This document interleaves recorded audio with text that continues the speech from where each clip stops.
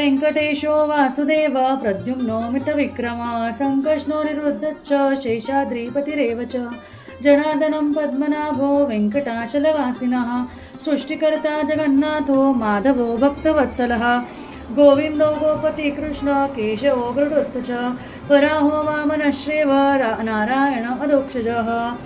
श्री व्यंकटेश्वराय नमः. मी व्यंकटेश स्तोत्र वाचत होते. व्यंकटेश स्तोत्र जे संस्कृतमध्ये आहे. हे व्यंकटेश स्तोत्र मी का वाचत होते, बऱ्याच ताईंनी मला काल प्रश्न विचारला. ते 3 रात्रीची जी सेवा सांगितली ती हीच सेवा आहे, व्यंकटेश स्तोत्राची सेवा. पण या सेवेबरोबर ही 3 रात्रीची जी सेवा तुम्ही करताना त्या सेवेचं जे पूर्ण त्याची जी विधी आहे त्या विधीची आज माहिती पूर्ण मी तुम्हाला सांगणार आहे. फक्त वाचून होतं का, तर नक्कीच आपल्याकडे व्यंकटेश बालाजींची मूर्ती असावी किंवा अजून एक सेवा जी मी तुम्हाला काल सांगितली ती म्हणजे गंगाळ पात्र सेवा. म्हणजे गंगाळम जे दक्षिण भारतात याला गंगाळम म्हणतात.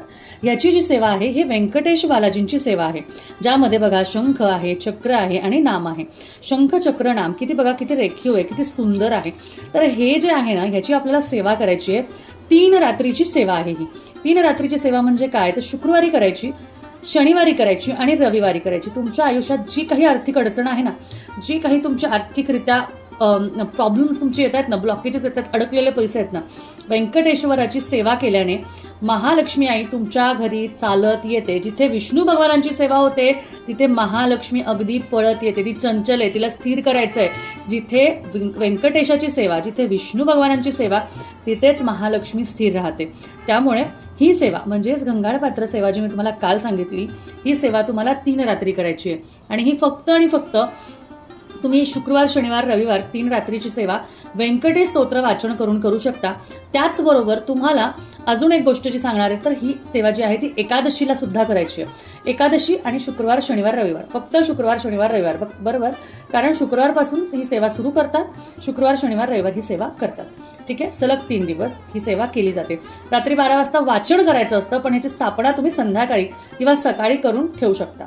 ठीक आहे, तर हे आहे गंगाळ पात्र जे व्यंकटेश बालाजींचं चिन्ह याच्यामध्ये आहे आणि विष्णू भगवानांची सेवा ह्यावर होते. काल मी तुम्हाला फक्त पूजा केलेली दाखवली, आज मी करून दाखवणार आहे आणि तुम्हाला मी खरंच एक खूप छान असा अनुभव सांगणार आहे की तो अनुभव काय तो नाही सांगणार आहे, पण ही सेवा मी काल तुम्हाला केली आणि दाखवली बरं का. आणि आज सकाळी, आज गुरुवार आहे, मार्गशीर्ष गुरुवार आहे, लक्ष्मी आई चालत माझ्याकडे आलेली आहे. म्हणजे चंचल आहे ती, मला माहिती आहे, ती खूप गोड आहे, ती खूप सुंदर आहे. पण महालक्ष्मी आईला छोटंसं जरी मागितलं ना, ती खूप आपल्याला काही देते. आणि आजच जी गोष्ट ज्याबद्दल विचार करत होते मी, त्याबद्दल जे हे मी करत होते की होईल नाही होणार किंवा ती घडेल नाही घडणार, तर आज त्याची प्रचिती मला मिळालेली आहे आणि त्या प्रचितीचं फळ खरंच खूप सुंदर आहे. सेवा फक्त कालच केली मी, एकदाच केली आणि आज त्याला खरंच मी सांगते अंगावर काटा आलाय, तुम्हाला सांगते मी. पण तरीसुद्धा सेवेचं फळ म्हणजे एवढीशी जरी आपण सेवा करतो ना, देव ते ठेवत नाही हो, अजिबात ठेवत नाही, तुम्हाला परत देतं. म्हणजे विष्णू भगवान किती भोळे आहेत बघा, त्यांची थोडीशी सेवा करा, लगेच महालक्ष्मी आईंना ते पाठवून देतात, असं मी म्हणेल. खरंच आहे, खूप सुंदर. अंगावर काटा आलाय बघा, माझ्या अगदी अंगावर काटा आलाय. पण खरंच खूप सुंदर अनुभव आहे. त्यामुळे जय व्यंकटेश बालाजी महाराज. श्री व्यंकटेश्वराय नमः. चला आता आपण ही सेवा सुरू करणार आहोत. व्यंकटेश्वर वासुदेवाय. नक्कीच आपण ही सेवा पूर्ण करणार आहोत. आता आपण सेवा करणार आहे, त्यासाठी बघा मी हे पात्र घेतलेलं आहे. आता हे जर पात्र तुम्हाला हवं असेल तर हे सुद्धा तुम्हाला आपल्याकडे मिळेल. मी ह्याच्यामध्ये सेवा करते कारण ते व्यवस्थित मला मांडता येतं. तुम्ही एखादी थाळी पण घेऊ शकता, हवं असेल तर हे पात्र पण घेऊ शकता. हे पात्र बघा अशा पद्धतीने आहे. तुम्ही ह्याला विभूती पात्र म्हणून वापरू शकता, तुम्ही ह्याला कुंचम सेवेसाठी वापरू शकता, तुम्ही ह्याला मूर्ती स्थापनेसाठी वापरू शकता, फुलं ठेवायला वापरू शकता. म्हणजे ह्या सेवेचं ना, म्हणजे ह्या पात्राचं ना विविध उपयोग आहे. मी हे गंगाळ पात्रासाठी वापरते, बाकी इतर कुठल्याच गोष्टीसाठी नाही, फक्त गंगाळ पात्र सेवासाठी मी वापरते. आता ही सेवा आहे, त्यामुळे आधी मी काय करणार आहे, आधी मी माझ्या पात्रामध्ये, या पात्रामध्ये मी सेवा करणार आहे, म्हणून या पात्राचं पूजन करून घेणार आहे. कारण कुठल्याही पात्रामध्ये कुठेही आपण सेवा करा, कोणत्याही ठिकाणी सेवा करा, आधी त्या ठिकाणाची पूजा, त्या जागेची पूजा झाली पाहिजे, बरोबर. त्यामुळे हे पात्राचं पूजन मी केलेलं आहे. आता ह्यावर आहे ना मी गंगाळ पात्र बसवणार आहे, तर ते पूर्ण खाली जाणार, म्हणून मी छोटंसं पाट आहे तो ह्याच्यावर ठेवणार आहे. ठीक आहे, तो छोटासा पाट याच्यावर ठेवणार आहे आणि त्या पद्धतीने मी ह्याला इथे बसवले. आता पुढची गोष्ट, मला आता काय करायचंय, मला आता फक्त आणि फक्त जे आहे ना, मला व्यंकटेश बालाजी आणि मी तुम्हाला कालच सांगितलं विष्णू गायत्री मंत्र किंवा लक्ष्मी गायत्री मंत्र दोन्ही एकत्र करून पण तुम्ही ही जी सेवा आहे ती म्हणू शकता. आता मंत्र काय म्हणायचा, श्री व्यंकटेशाय नमः, श्री व्यंकटेशाय नमः, ओम श्री महालक्ष्मी नमः, श्री व्यंकटेशाय नमः, ओम श्री महालक्ष्मी नमः, अशा पद्धतीने तुम्ही जे आहे मंत्रोपचार करू शकता, नक्कीच मंत्रोपचार करू शकता. विष्णू सहस्त्रनाम जर तुम्ही वाचलं तर अति उत्तम. विष्णू सहस्त्रनाम खूप प्रभावी आहे. विष्णू सहस्त्रनाम लावणं किंवा वाचणं सुद्धा खूप गरजेचं आहे. विष्णूंची सेवा आहे ही विष्णूंची सेवा आहे. माता लक्ष्मीला प्रसन्न करायचं आहे ना, विष्णूंची सेवा करायची आपल्याला. तर ओम व्यंकटेश्वराय नमः, ओम श्री महालक्ष्मी देव्यै नमः, असं म्हणत आपल्याला ही सेवा करायची आहे. चला सुरू करूया. आता आपण हे गंगाळ पात्र जे आहे ते घेतलेलं आहे, याचं पूजन आपण आधी करणार आहोत. आता इथे सुद्धा मी हळदी कुंकू अक्षदा वाहून घेते आणि हे वेल्वेटचंच आहे बरं का हा पाट, त्याच्यामुळे इथे मी कुठलंच वस्त्र घालत नाहीये. ठीक आहे, आणि अक्षदा जे आहे ते खाली वाहिलेत म्हणून इथे नाही, परत ते बसणार नाही. आता हे इथे स्थापना करण्यापूर्वी, इथे ठेवण्यापूर्वी आपण आधी ह्याचं पण पूजन करून घेणार आहोत. तर बघा मी इथे याला गंध लावते. ठीक आहे, आपल्याला ह्याचंही पूजन करून घ्यायचं आहे.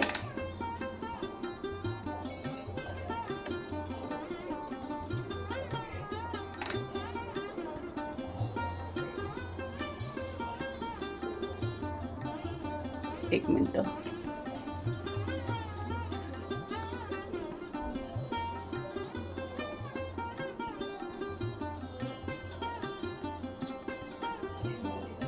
ओम श्री व्यंकटेश्वराय नमः, ओम श्री व्यंकटेश्वराय नमः, ओम श्री व्यंकटेश्वराय नमः, ओम श्री व्यंकटेश्वराय नमः, ओम श्री व्यंकटेश्वराय नमः, ओम श्री व्यंकटेश्वराय नमः, ओम श्री व्यंकटेश्वराय नमः, ओम श्री व्यंकटेश्वराय नमः, ओम श्री व्यंकटेश्वराय नमः, ओम श्री व्यंकटेश्वराय नमः, ओम श्री व्यंकटेश्वराय नमः, ओम श्री व्यंकटेश्वराय नमः, ओम श्री व्यंकटेश्वराय नमः, ओम श्री व्यंकटेश्वराय नमः.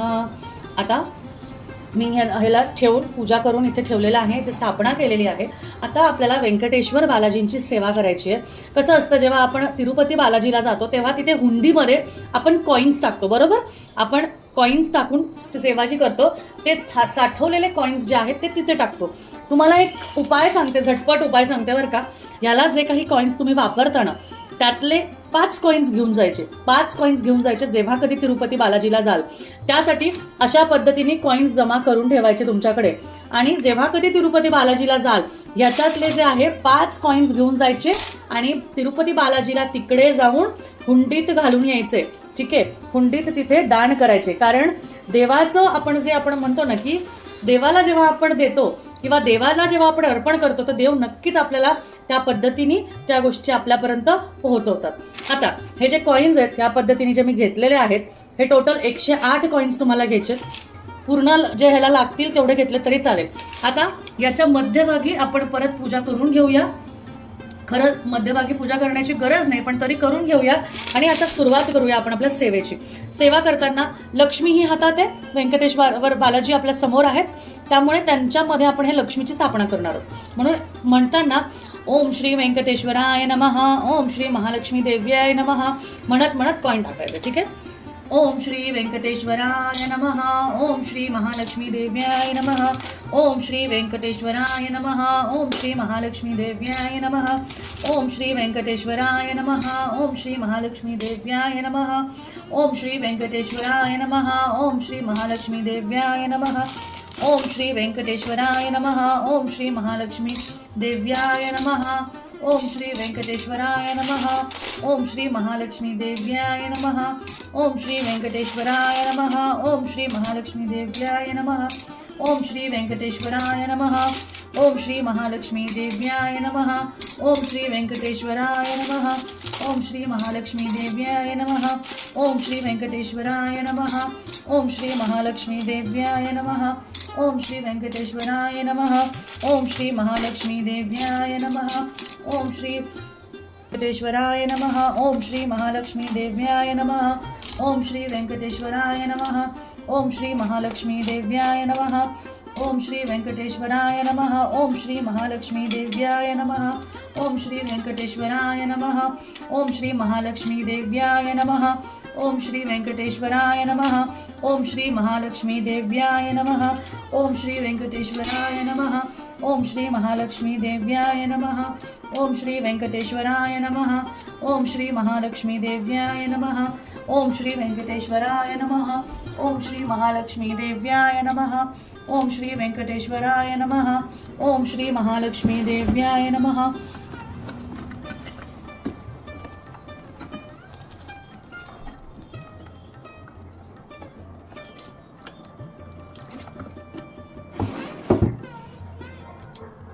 तर अशा पद्धतीने आपण सर्व जे कॉईन्स आहेत ते ह्यामध्ये भरलेले आहेत.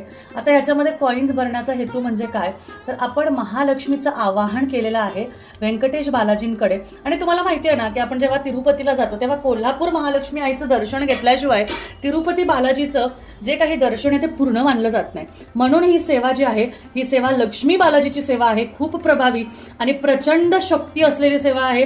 आत्ताचाच माझा अनुभव आहे, अगदी कालचाच अनुभव आहे. नक्कीच हा अनुभव खरंच या सेवेमुळे झाला. काल मी फक्त आणि फक्त हीच सेवा केलेली, मी बाकी कुठलीच सेवा केली नाही.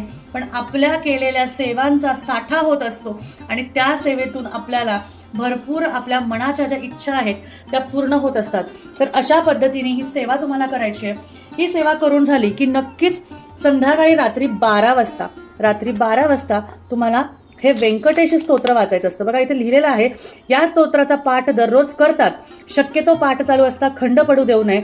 लागोपाठ 3 रात्री स्नान करून दर रात्री 21 वेळा पाठ केला असता विशेष फलदायी असतो. ठीक आहे, तर रात्री आपल्याला हे वाचायचं आहे. ठीक आहे, बऱ्याच जणांना संध्याकाळी 12 वाजता रात्री जमत नाही तर संध्याकाळी वाचन करतात, त्यामुळे तसं केलं तरीही चालेल. ठीक आहे, तर अशा पद्धतीने सुंदर आपली ही सेवा जी आहे ती झालेली आहे. बघा आता इथे मी सुंदर असं एक गुलाबाचं फूल ह्याच्यावर अर्पण केलेलं आहे आणि त्याचबरोबर ही सेवा इतकी छान इतकी सुंदर दिसते. विष्णूंना व्यंकटेश बालाजींना पिवळा रंग आवडतो, बरोबर, लाल रंग आवडतो, पिवळा रंग आवडतो, म्हणून छान असं एक पिवळं फूल सुद्धा आपण इथे अर्पण करणार आहोत. आता काल मी याच्यावर मोतीशंख ठेवला होता, तर आज मी याच्यावर हा छान असा पिवळा रंगाचा मस्त असं फूल इथे अर्पण केलेलं आहे व्यंकटेश बालाजींना. आणि त्याचबरोबर पुढची जी सेवा आहे, पुढचे जे आहे आता बघा, या सेवेचं खरंच खूप खूप फळ आहे बरं का. खूप प्रभावी सेवा आहे. अशा पद्धतीने मी जे आहे ही सेवा अशी समोर मांडली आहे. बघा किती छान किती सुंदर. त्यामुळे तुम्ही बघू शकता केवढी सुंदर सेवा दिसतेय, किती छान. म्हणजे अगदी महालक्ष्मी आई आणि बालाजी एकत्र इतके सुंदर दिसतात ना. एकत्र एवढी सेवा केली की इतकं छान वाटतं ना, आपल्याला स्वतःला इतकं प्रसन्न वाटतं. तुम्हाला स्वतःला बघून प्रसन्न वाटतंय की नाही मला कमेंट करून सांगायचंय. त्याचनंतर बघा आता आपण याला सुसज्ज करणार आहोत. मागेच सांगितलं होतं कधीही कुठलीही सेवा असेल ती सुसज्ज केली ना, म्हणजेच सजवली ना की अजून सुंदर वाटतं, अजून छान वाटतं. त्यामुळे आता ह्याला मी सुसज्ज करणार आहे. त्यासाठी सुंदर अशा गुलाबाच्या पाकळ्या ज्या आहेत त्या आजूबाजूला जशा कालच्या सेवेमध्ये होतं तसंच महालक्ष्मी आईची विष्णू भगवानांची सेवा आहे ना, मग नक्कीच जेवढं सुसज्ज करता येईल तेवढं करायचं. आणि मला तर खरंच खूप आवडतं.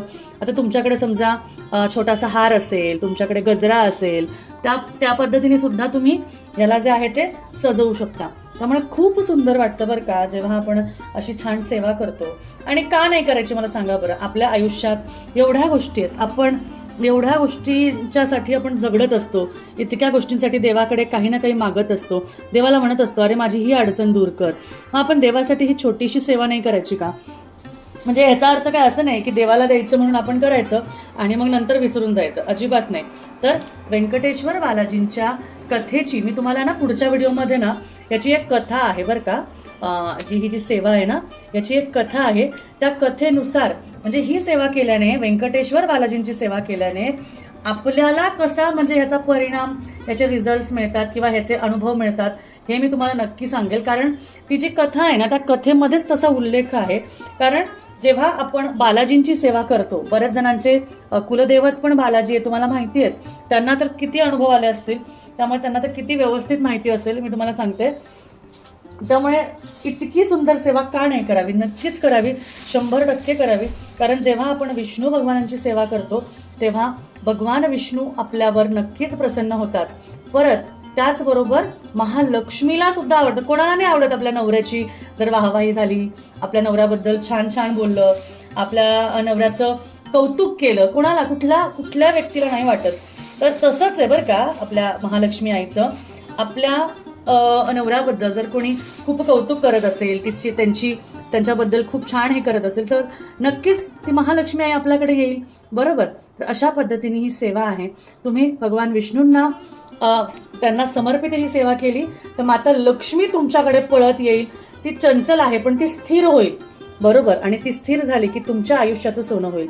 त्यामुळे नक्कीच ही सेवा करा. आणि ही गंगाळपात्र सेवा जी आहे ही विष्णू बालाजींची सेवा आहे. त्यामुळे ह्या सेवेला अजिबात असं कुठलं हे नाही आहे, कारण असं कुठलंच तुम्हाला सांगते की बंधन नाही आहे. फक्त ही सेवा जी आहे ना ही सेवा तुम्हाला काही विशिष्ट दिवसालाच करायची आहे. ती म्हणजे शुक्रवार, शनिवार, रविवार सलग 3 दिवस किंवा एकादशीला. ह्याच 3-4 दिवसांमध्ये ही सेवा तुम्ही करू शकता. फक्त एकादशी म्हणजे एकादशी आणि फक्त शुक्रवार, शनिवार, रविवार म्हणजे शुक्रवारी सुरू करायची, शुक्रवार, शनिवार, रविवार 3 दिवसाची ही सेवा आहे. ठीक आहे. तर आता उद्या शुक्रवार आहे, पुढच्या शुक्रवारपासून ज्या ताईंना ही सेवा करायची आहे त्यांनी नक्कीच ह्याला म्हणजे हे पात्र आपल्याकडे मिळेल. नक्कीच तुम्ही घेऊ शकता आणि ऑर्डर करून लवकर मागून घ्या म्हणजे तुमची सेवा पुढच्या शुक्रवारपासून चालू होईल. ठीक आहे. चला, कशी वाटली सेवा, कसा वाटला आपला व्हिडिओ नक्कीच कळवा. श्री स्वामी समर्थ.